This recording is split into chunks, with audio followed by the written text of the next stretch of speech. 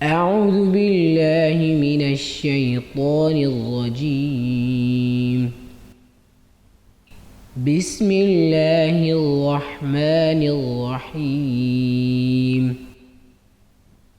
سبح اسم ربك الأعلى الذي خلق فسوى والذي قدر فهدى والذي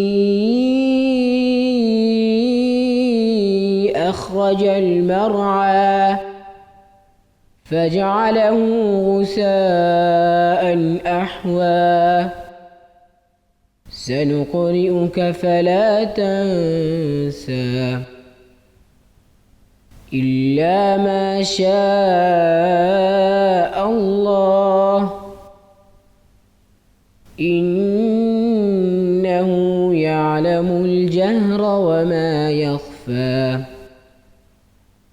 ونيسرك لليسرى فذكر إن نفعت الذكرى سيذكر من يخشى ويتجنبها الأشقى الذي يصلى النار الكبرى ثم لا يموت فيها ولا يحيا قد أفلح من تزكى وذكر اسم ربه فصلى بل تؤثرون الحياة الدنيا والآخرة خير وأبقى إن هذا لفي الصحف الأولى صحف إبراهيم وموسى.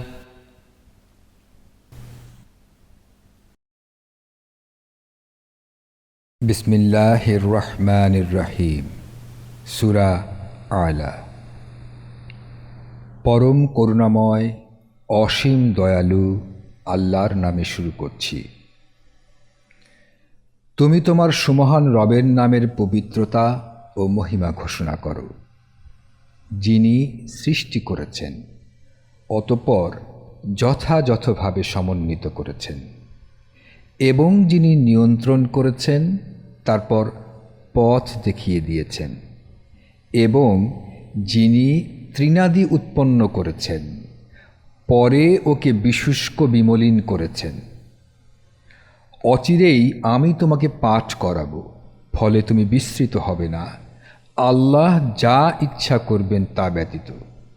নিশ্চয়ই তিনি প্রকাশ্য ও গুপ্ত বিষয়ে পরিজ্ঞাত আছেন। আমি তোমার জন্য কল্যাণের পথকে সহজ করে দেব।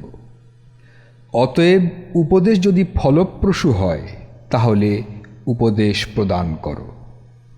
যারা ভয় করে তারা উপদেশ গ্রহণ করবে, আর ওটা উপেক্ষা করবে সে যে নিতান্ত হতভাগা।